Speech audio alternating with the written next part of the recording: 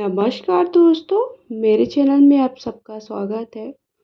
अगर रविवार के दिन सूर्य देव की श्रद्धापूर्वक पूजा अर्चना की जाए तो मनुष्य के जीवन में सुख समृद्धि धन धान्य की कोई कमी नहीं होती।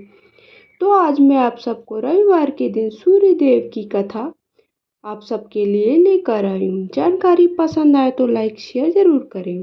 प्राचीन काल की बात है, एक बुढ़िया थी जो नियमित तौर पर रविवार के दिन सूर्योदय से पहले उठकर नित्य कर्मों से निवृत्त होकर आंगन को गोबर से लीपती जिससे वो स्वच्छ हो सके। सूर्य देव की पूजा अर्चना करती, रविवार की व्रत कथा सुनती। एक दिन वो समय भोजन करती थी और उससे पहले सूर्य देव को भोग लगाती। सूर्य देव उस बुढ़िया से बेहद प्रसन्न थे। यही कारण थे कि उसे किसी भी प्रकार का कोई कष्ट और धन धान्य की पूर्णता पर पूर्ण थी। जब उसके पड़ोसन ने देखा तो बहुत दुखी हुई, तो वो उससे जलने लगी। बुढ़िया के घर में गाय नहीं थी, इसलिए वो अपने पड़ोसन के आंगन से गोबर लाती, क्योंकि उसके यहाँ गाय बांधी रहती थी। पड़ोसन ने बुढ़िया को परेशान करने के लिए कुछ सोचकर गाय को घर के अंदर बांध दिया। अगले रविवार बुढ़िया को आंगन लीपने के लिए बुढ़िया को गोबर ना मिला। इसी के चलते उसने सूर्य देवता को भोजन भी ना लगाया, साथ ही खुद भी भोजन नहीं किया। पूरे दिन भूखी प्यासी और रही और सो गई। अगले दिन जब वो सोकर उठी तो उसने देखा कि उसके आंगन में एक सुंदर गाय और बछड़ा बंधा हुआ। बुढ़िया गाय को देखकर हैरान रह गई। उसने गाय को चारा खिलाया। वहीं अपनी पड़ोसन की उसकी पड़ोसन बुढ़िया के आंगन में बंधी सुंदर गाय और बछड़े को देखकर और जलने लगी, तो वह उससे और अधिक जलने लगी। पड़ोसन ने उसकी गाय के पास सोने का गोबर पड़ा हुआ देखा, तो उसने गोबर को वहां से उठाकर अपनी गाय के गोबर के पास रख दिया। सोने के गोबर से पड़ोसन कुछ ही दिन धनवान हो गई। ये कई दिन तक चलता रहा। कई दिनों तक बुढ़िया को सोने के गोबर के बारे में कुछ भी पता ना था। ऐसे में बुढ़िया पहले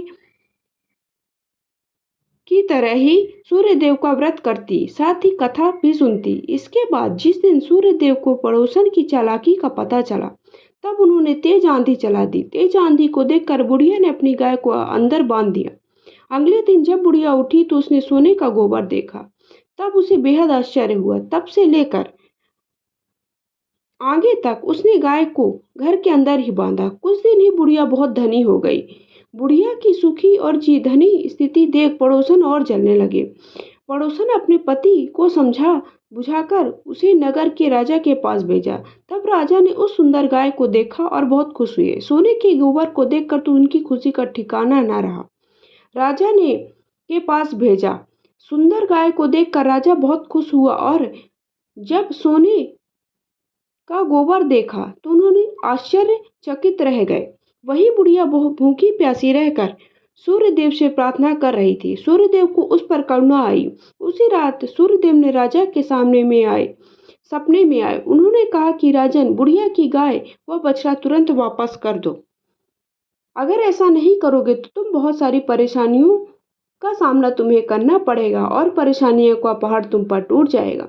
सूर्य देव के सपने ने राजा को बुरी तरह डरा दिया। इसके बाद राजा ने बुढ़िया को गाय और बछड़ा लौटा दिया। राजा ने बुढ़िया को ढेर सारा धन दिया, क्षमा मांगी। वहीं राजा ने पड़ोसन और उसके पति को भी सजा दी।